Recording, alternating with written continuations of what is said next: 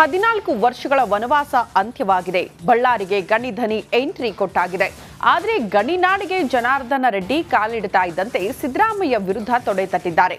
CM ವಿರುದ್ಧ ಸೇಡು ತೀರಿಸಿಕೊಳ್ಳುವುದಕ್ಕೆ ಮುಂದಾದ್ರ ಅನ್ನೋ ಚರ್ಚೆ ಕೂಡ ಶುರುವಾಗಿದೆ. ಈ ಕುರಿತ ಒಂದು ರಿಪೋರ್ಟ್ ಇಲ್ಲಿದೆ ನೋಡಿ.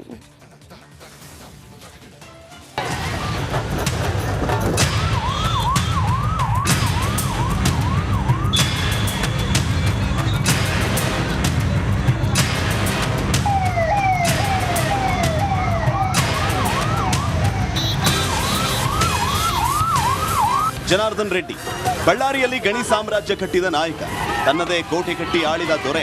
ಆದರೆ ರೆಡ್ಡಿ ಗಣಿ ಸಾಮ್ರಾಜ್ಯದ ಪತನಕ್ಕೆ 14 ವರ್ಷದ ವನವಾಸಕ್ಕೆ ಸಿಎಂ ಸಿದ್ದರಾಮಯ್ಯ ಅವರೇ ನೇರ ಕಾರಣ.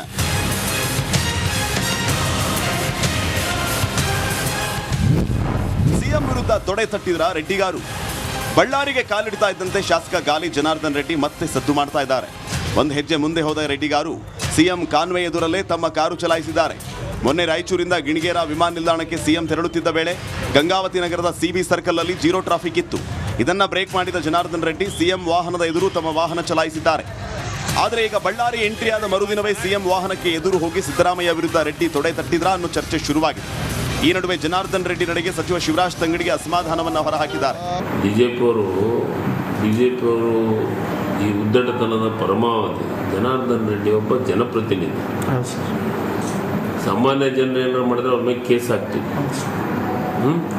ಒಬ್ಬ ಜನಪ್ರತಿನಿಧಿಯಾಗಿ ಈ ಕೆಲಸ ಮಾಡಿದ್ದಕ್ಕೆ ನಾವು ಕೇಸ ಅದು ಅಧಿಕಾರಿಗಳು ಮಾಡ್ತಾರೆ. ಅದ್ರಾಗೇನು ಎರಡು ಮಾತನಿಲ್ಲ. ಇದೇನು ನಾನು ಹೇಳಿ ಮಾಡಿಸೋಂಥದ್ದಾಗಲಿ, ನೀವು ಹೇಳಿ ಮಾಡಿಸೋಂಥದ್ದಾಗಲಿ, ಯಾರು ಹೇಳಿದ್ದು ಮಾಡಿಸೋಂಥದ್ದಲ್ಲ. ಒಬ್ಬ ಮುಖ್ಯಮಂತ್ರಿಗಳ ಕಾನ್ವೆ ಅಂತಂದರೆ ಅದು ಇದೆ. ನಾವೇ ಗೌರವಿಸಲ್ಲ ಅಂದ್ರೆ ಯಾರು ಗೌರವಿಸ್ತಾರೆ? ಕೇವಲ ಸಚಿವರು ಮಾತ್ರವಲ್ಲ, ಗಂಗಾವತಿ ನಗರದಲ್ಲಿ ಜನಾರ್ದನ್ ರೆಡ್ಡಿ ನಡೆಗೆ ಸಿದ್ದರಾಮಯ್ಯ ಅಭಿಮಾನಿಗಳು ಆಕ್ರೋಶವನ್ನ ಹೊರಹಾಕಿದ್ದಾರೆ. ಜನಾರ್ದನ್ ರೆಡ್ಡಿ ಮೇಲೆ ಕೇಸ್ ದಾಖಲಿಸಬೇಕು ಅಂತ ಕೊಪ್ಪಳ ಎಸ್ಪಿಗೆ ಮನವಿ ಮಾಡಿದ್ದಾರೆ. ಎಸ್ಪಿ ಅವರು ಏನು ಹೇಳಿದ್ರು, ನಾವು ಆಗಲೇ ಕೇಸನ್ನು ಪ್ರಕರಣ ದಾಖಲು ಮಾಡ್ಕೊಂಡಿದ್ದೀವಿ, FIR ಮಾಡಿದ್ದೀವಿ ಅಂತ ಹೇಳಿದರು. ನಾವು ಅವರಿಗೆ ಆಗ್ರಹವನ್ನು ಮಾಡಿವಿ. ಇಲ್ಲ, ನೀವು ಡ್ರೈವರ್ ಮತ್ತು ಕಾರ್ ಮೇಲೆ ಮಾತ್ರ ನೀವು FIR ಮಾಡಿದಿರಿ, ಶಾಸಕರ ಮೇಲೆ ಜನಾರ್ದನ್ ರೆಡ್ಡಿ ಅವರ ಮೇಲೆ ಕೂಡ ನೀವು ಪ್ರಕರಣವನ್ನು ದಾಖಲು ಮಾಡಬೇಕು ಅಂತೇಳಿ ಆಗ್ರಹವನ್ನು ಮಾಡಿದ್ದೇವೆ. ಇದನ್ನೆಲ್ಲ ನೋಡ್ತಾ ಇದ್ರೆ ಜನಾರ್ದನ್ ರೆಡ್ಡಿ ಸಿಎಂ ವಿರುದ್ಧ ತೊಡೆ ತಟ್ಟಿದ್ರ ಅನ್ನೋ ಅನುಮಾನ ಮೂಡುವಂತೂ ಸತ್ಯ. ಈರಯ್ಯ ಹಿರೇಮಠ್, ರಿಪಬ್ಲಿಕ್ ಕನ್ನಡ, ಕೊಪ್ಪಳ.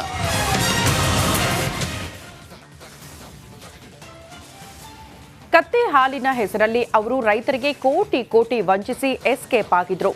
ಇದೀಗ 3 ಕಿಂಗ್ ಪಿನ್ಗಳು ಕೊನೆಗೂ ಖೆಡ್ಡಾಗೆ ಬಿದ್ದಿದ್ದಾರೆ. ಹಾಗಾದ್ರೆ ಯಾರು ಆ 3?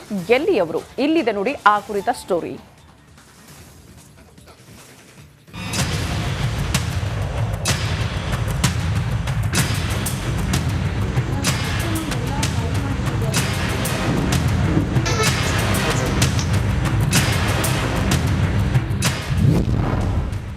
ಹಾಲಿನ ಹೆಸರಿನಲ್ಲಿ ಕೋಟಿ ವಂಚನೆ ಪ್ರಕರಣದ 3 ಆರೋಪಿಗಳ ಬಂಧನ. ಇತ್ತೀಚೆಗೆ ಜೆನ್ನಿ ಮಿಲ್ಕ್ ಎಂಬ ಕಂಪನಿಯೊಂದು ಕತ್ತೆ ಹಾಲಿನ ಹೆಸರಿನಲ್ಲಿ ರೈತರಿಗೆ ಕೋಟಿ ವಂಚಿಸಿದ ಪ್ರಕರಣ ರಾಜ್ಯದಾದ್ಯಂತ ಸದ್ದು ಮಾಡಿತ್ತು. ಇದೀಗ ಪ್ರಕರಣದ 3 ಕಿಂಗ್ ಪಿನ್ಗಳನ್ನು ಬಂಧಿಸುವಲ್ಲಿ ವಿಜಯನಗರ ಪೊಲೀಸರು ಯಶಸ್ವಿಯಾಗಿದ್ದಾರೆ.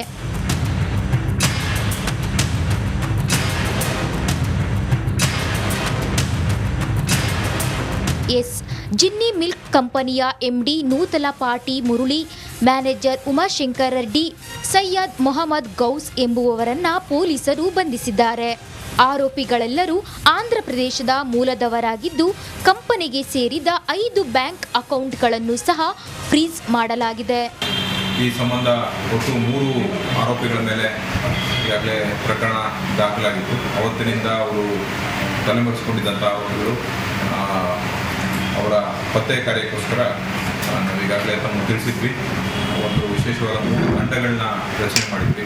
ಇನ್ನು ಪ್ರಕರಣವನ್ನು ಹೆಚ್ಚಿನ ತನಿಖೆಗೆ CIDಗೆ ವಹಿಸಲಾಗುತ್ತೆ.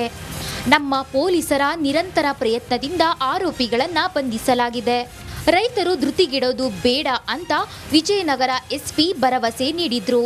ಸದ್ಯ ಇನಿಷಿಯಲ್ ಸ್ಟೇಜ್ನಲ್ಲಿ ಒಂದು ಪೂರ್ವಾಪರ ಒಂದು ವಿಚಾರಣೆ ನಡೆದಿದೆ ಮತ್ತು ಈಗಾಗಲೇ ಕಂಪ್ನಿಗೆ ಸಂಬಂಧಪಟ್ಟಂಥ ಸುಮಾರು 5 ಅಕೌಂಟ್ಗಳನ್ನ ಫ್ರೀಸ್ ಮಾಡಿಸ್ತೀವಿ. ಈ ಅಕೌಂಟ್ಗಳಿಗೆ ಸಂಬಂಧಪಟ್ಟ ಹಾಗೆ ಆಗಿರುವಂಥ ಟ್ರಾನ್ಸಾಕ್ಷನ್ಸು ಈ ಎಲ್ಲ ವಿಚಾರಗಳನ್ನ ಈಗಾಗಲೇ ತಿಳ್ಕೊಳ್ತಾ ಇದ್ವಿ. ಎಲ್ಲ ಪತ್ರಗಳೆಲ್ಲ ಮಾಡಿದ್ದೀವಿ. ಸಂಬಂಧಪಟ್ಟಾಗೆ ಮುಂದಿನ ದಿನಗಳಲ್ಲಿ ನಾವು ಮತ್ತೆ ತಮಗೆ ಅಪ್ಡೇಟ್. ಸದ್ಯ ಆರೋಪಿಗಳನ್ನ ಬಂಧಿಸಿರುವ ಪೊಲೀಸರು ನ್ಯಾಯಾಂಗ ಬಂಧನಕ್ಕೆ ಒಪ್ಪಿಸಿದ್ದಾರೆ. ಹೆಚ್ಚಿನ ತನಿಖೆಗಾಗಿ ಮತ್ತೆ ತಂಡಗಳನ್ನ ನಾನಾ ಕಡೆ ಕಳಿಸಿದ್ದಾರೆ. ಅಲ್ಲದೆ ರೈತರ ಪರವಾಗಿ ಸುದ್ದಿ ಬಿತ್ತರಿಸಿದ ರಿಪಬ್ಲಿಕ್ ಕನ್ನಡದ ಮತ್ತೊಂದು ಬಿಗ್ ಇಂಪ್ಯಾಕ್ಟ್ ಇದಾಗಿದೆ. ಆದರೆ ಈ ಬಾರಿ ತುಮಕೂರಿನಲ್ಲೂ ಕೂಡ ಸರ್ಕಾರವೇ ದಸರಾ ಆಯೋಜನೆ ಮಾಡಿದೆ. ಇಡೀ ತುಮಕೂರು ನಗರ ಕಲರ್ಫುಲ್ ಆಗಿ ಮಿಂಚುತ್ತಾ ಇದೆ. ಈ ಕುರಿತ ಸ್ಪೆಷಲ್ ರಿಪೋರ್ಟ್ ಇಲ್ಲಿದೆ ನೋಡಿ.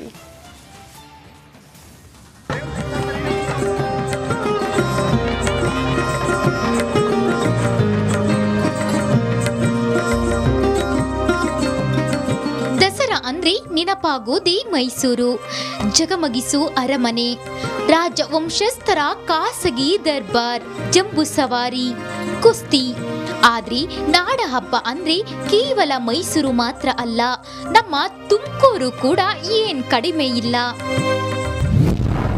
ತುಮಕೂರಿನಲ್ಲಿ ಸರಕಾರದಿಂದಲೇ ದಸರಾ ಆಯೋಜನೆ, ದೀಪ ಅಲಂಕಾರದಿಂದ ಕಂಗೊಳಿಸುತ್ತಿದೆ ತುಮಕೂರು.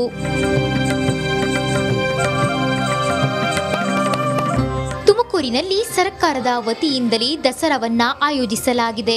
ಕಲ್ಪತರು ನಾಡಿನಲ್ಲಿ ಅದ್ದೂರಿಯಾಗಿ ನಾಡ ಹಬ್ಬವನ್ನ ಆಚರಿಸಲಾಗ್ತಿದೆ.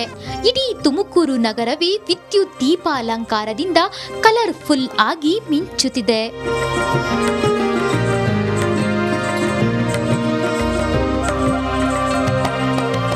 ತುಮಕೂರು ನಗರದಲ್ಲಿ ಪ್ರತಿದಿನವೂ ಪೂಜಾ ಕೈಂಕರ್ಯಗಳು ನಡೆಯುತ್ತಿದೆ. ದೇವಿಗೆ ವಿಶೇಷ ಪೂಜೆಗಳನ್ನು ಹಮ್ಮಿಕೊಳ್ಳಲಾಗಿದೆ. ದಸರಾ ಕಾರ್ಯಕ್ರಮಕ್ಕೆ ಯುವ ದಸರಾ ಮತ್ತು ಮಹಿಳಾ ದಸರಾ ಮತ್ತಷ್ಟು ಮೆರುಗು ನೀಡುತ್ತಿದೆ. ಪ್ರತಿನಿತ್ಯ ನಡೆಯುತ್ತಿರುವ ಸಾಂಸ್ಕೃತಿಕ ಕಾರ್ಯಕ್ರಮಗಳು ಜನರಿಗೆ ಮನರಂಜನೆಯನ್ನ ಉಣಬಡಿಸುತ್ತಿದೆ.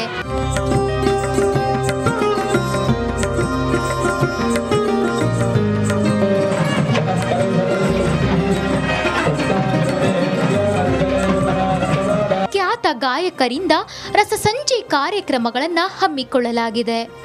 ಇದೇ 12ನೇ ತಾರೀಕು ಅಂದ್ರೆ ಶನಿವಾರ 2 ಆನೆಗಳ ಮೇಲೆ ತಾಯಿ ಚಾಮುಂಡಿ ದೇವಿಯ ವಿಗ್ರಹವನ್ನಿಟ್ಟು ತುಮಕೂರು ನಗರದಲ್ಲಿ ಮೆರವಣಿಗೆ ಮಾಡಲಾಗುತ್ತೆ.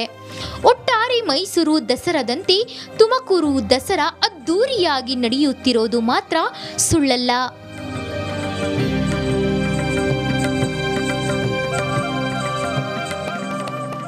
ಜಗದೀಶ್, ರಿಪಬ್ಲಿಕ್ ಕನ್ನಡ, ತುಮಕೂರು.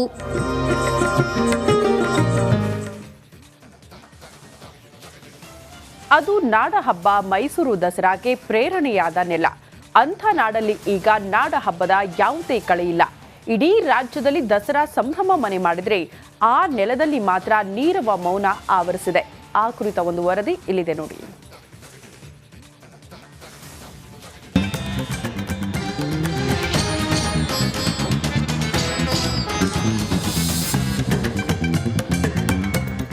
ಸಂಭ್ರಮ, ಸಾಂಸ್ಕೃತಿಕ ನಗರಿಯಲ್ಲಿ ದಸರಾ ಸಂಭ್ರಮ. ಯುವ ದಸರಾ, ರೈತ ದಸರಾದ ಸಡಗರ, ಸಾಂಸ್ಕೃತಿಕ ಕಾರ್ಯಕ್ರಮ. ಅರಮನೆ ನಗರಿಯಂತೂ ಫುಲ್ ಜಗಮಗ.